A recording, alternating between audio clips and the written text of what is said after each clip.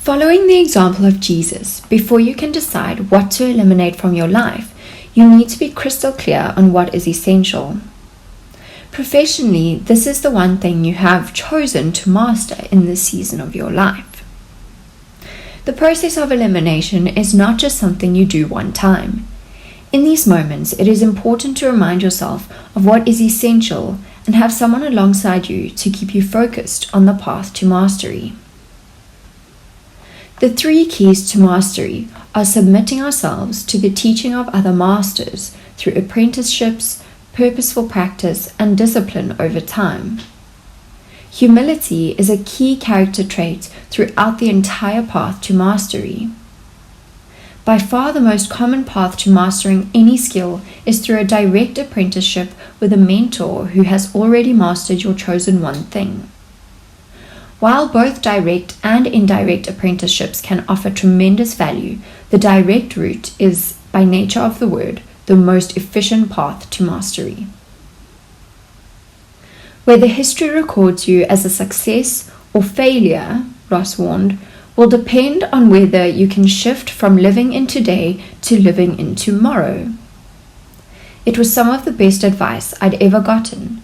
It is simply impossible to know if we are loving and serving others well through our work if we aren't seeking their feedback. There are 2 types of discipline exhibited by masters that set them apart from their less masterful counterparts. First, they exhibit daily disciplines and routines. But there's a second type of discipline that sets these masters apart, and that is the discipline to stay committed to one thing over a long period of time. Grit is about working on something you care about so much that you're willing to stay loyal to it. It's doing what you love, but not just falling in love, staying in love. Choosing the path to mastery requires that we fight for excellence, always striving to become more masterful at our chosen work. There is no end to the path of mastery.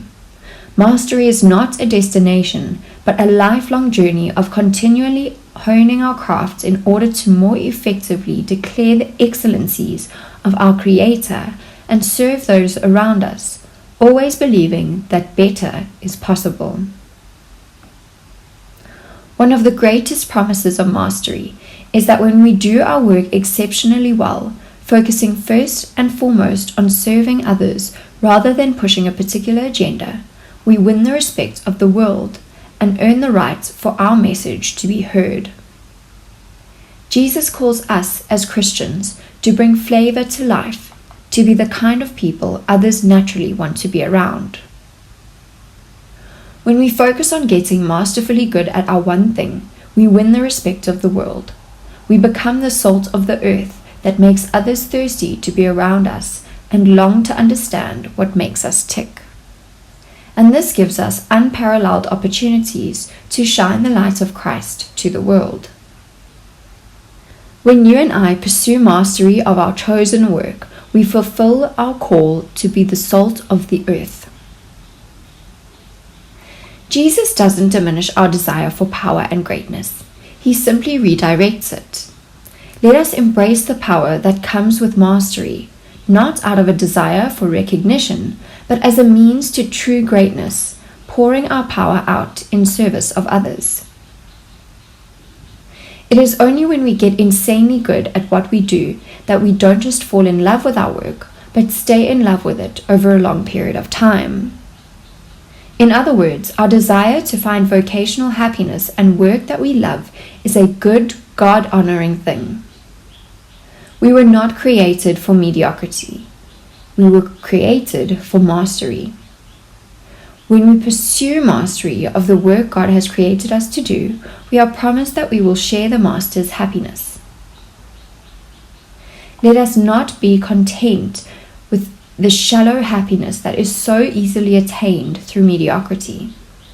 Instead, let us passionately and unashamedly chase the infinite joy that comes with mastering the work we were created to do, thereby sharing the Master's happiness and feeling His pleasure. We feel God's pleasure when we know we are doing the work He created us to do. And how do we glorify God and bring joy to others through our work? By doing the most exceptional work we know how, by embracing the truth of less but better.